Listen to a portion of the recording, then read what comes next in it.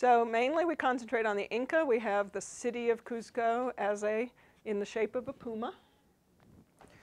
The puma being the highland animal. So this is a fortress temple area that's up higher. And this is the old part of the city.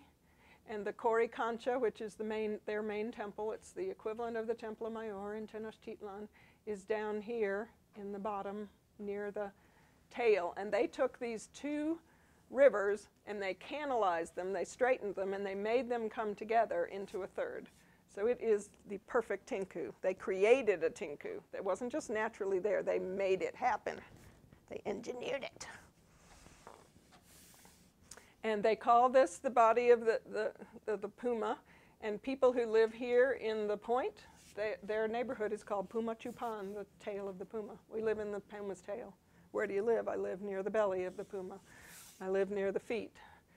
Usually we think of these as the front feet. This is a big plaza. That would be the empty space in the belly, and then the back feet. And so it's a wonderful thing of making a whole city as an effigy. It wasn't drawn on the ground anywhere. It didn't have a fence or anything. You just knew conceptually that you were in the city of the puma. And it's the exact same as the royal lions for Europe, tigers for India. You know, your top cat of your environment, that's who you are. Up there on the head of the puma is this place called Sacsayhuaman with the incredible walls. And then we have Machu Picchu. This is an overview of it. We have the royal tunic and the silver corn cob. So those are the pieces from the Inca. The Inca Empire, very, very similar dates to the Aztecs or the Mexica, 1420s, 30s to the 1520s, 30s. The red was their first major king, Pachacuti. Pachacuti. Pachacuti.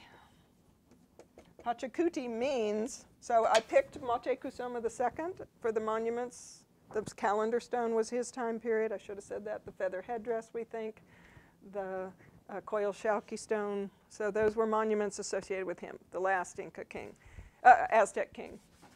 This, I picked the first. Pachacuti is the first main expansionist emperor, just because the last one of them doesn't have the monuments that are so important. You got to have Machu Picchu, and that was Pachacuti's royal retreat.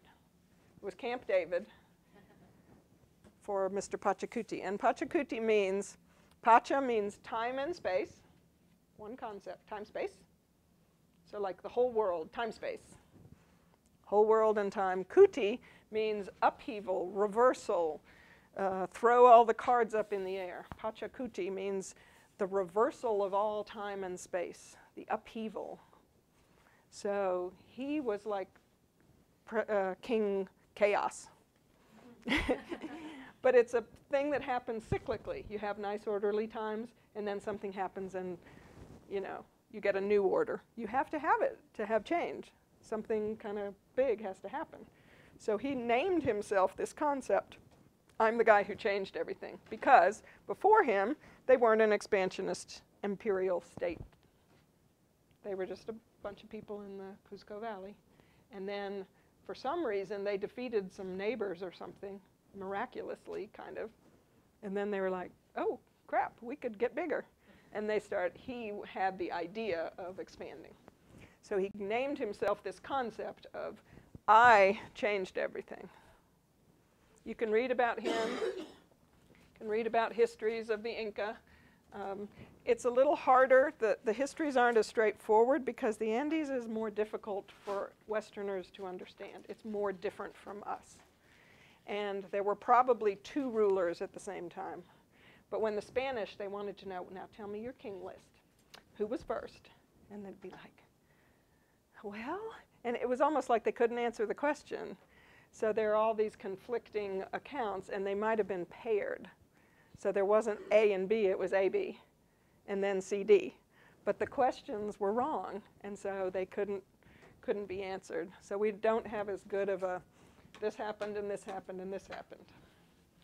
So the one thing, this is 3,000 miles north to south. It was the largest political entity in the world during around 1500. It was not anything in Europe. It wasn't in China. It was here in the Americas. Largest geographically or population? Geographically. And there were probably about 12 million subjects. I don't know what the number of subjects are in other places at that exact time. And they did this in 3 kings. They conquered this in 3 rulers. Yeah, pretty successful. The ones who wrote in knotted strings, because they, you know, it worked. They could record all the information they needed. They had a very complicated system, but I didn't put one in the. And the other thing about it is their road system, which is just, this is the outlines of countries. This isn't the map of the road. That's what a lot of the Inca road looks like. It's the largest archaeological monument in the world. 15,000 to 20,000 miles of road. 15 to 20,000 miles of road. Largest archaeological monument in the world. And part of it has just been declared, a little chunk of it, declared World Heritage Site kind of thing. And Machu Picchu got to be in the stone, paving. There's not a hell of a lot of people who live up there. Not all of it was stone. When you're along the, in the sands, you can't do that. But they would have little stone piles, or they'd have little walls, or, yeah. There's a guy who devoted years and years to mapping it. He died young. He got so exhausted. A man named Hislop, John Hislop, if you want to read Blow by Blow of the Road, Hyslop. And we haven't mapped all of it. So that's why it's an estimate between 15 and 20,000 miles. The roads in Santiago de Chile, the capital of Chile, many of the roads are on top of Inca roads. Quito, Ecuador, all through here, they're Inca, on top of, where the Spanish wanted to be then. And the llamas, here are the llamas, our friends, the llamas with their little packs on. They have 2 toes that spread and a kind of in between a hoof and a foot, and 2 really hard toenails that grip. And they can walk up stairs. They can walk up thousands of stairs. Horses can't do that. So they're very adapted to this. Just one quick question, because I've got Roman road stuck in my head as 50,000 miles. Well. And so but this is 20,000, isn't that? Well, because they're preserved. It's a monument. The Roman roads are not preserved anymore. Well, some of them are. The Appian Way Yeah. is still Tiny bits of them. Yeah, a little bit of it. But that's what I said. So how many are still? So now there's I didn't say it was the largest road system ever made, but it's the largest archaeological monument. still.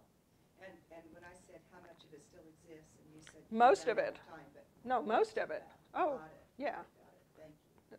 Over 10,000, and then you have to connect up the dots of the places that you haven't mapped, and you do the estimate of how many more miles it is, and you figure you've missed some.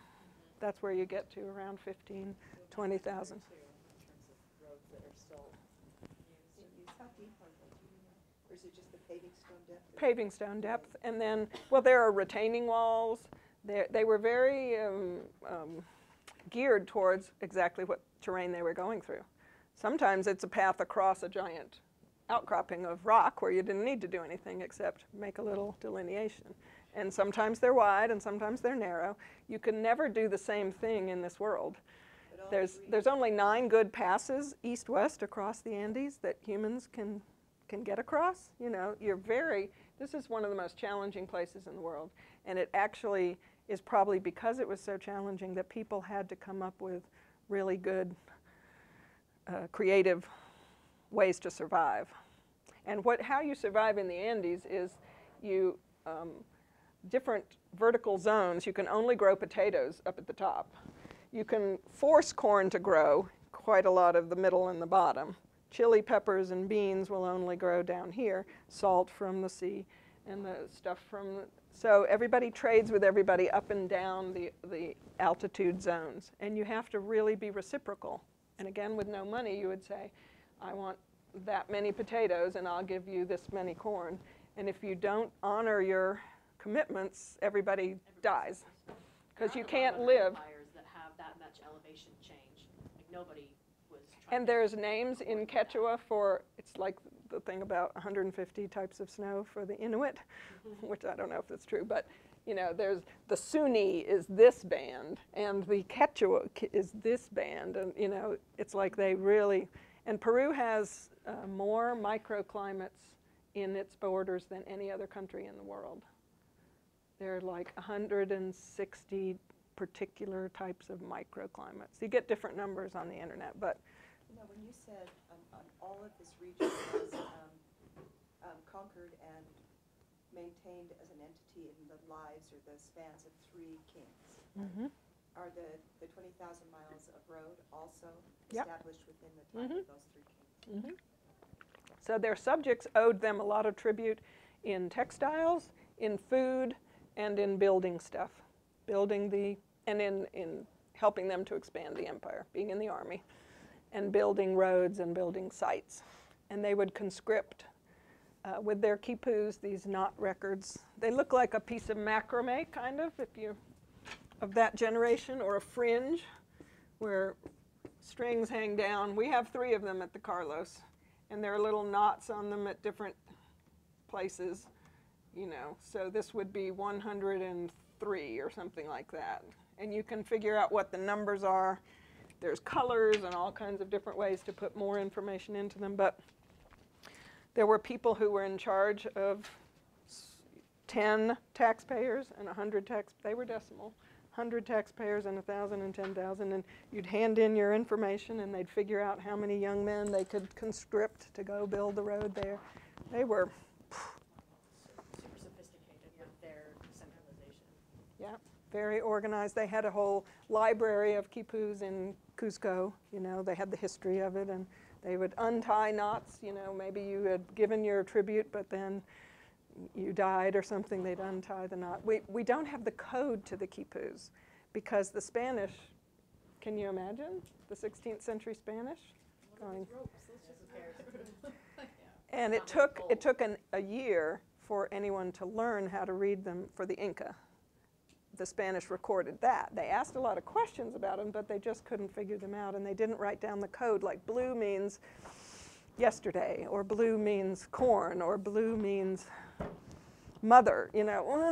What did they mean? And the Inca would do poetry on them, history, astronomy, every type of information was coded in numbers, and your kids can understand that. Computers.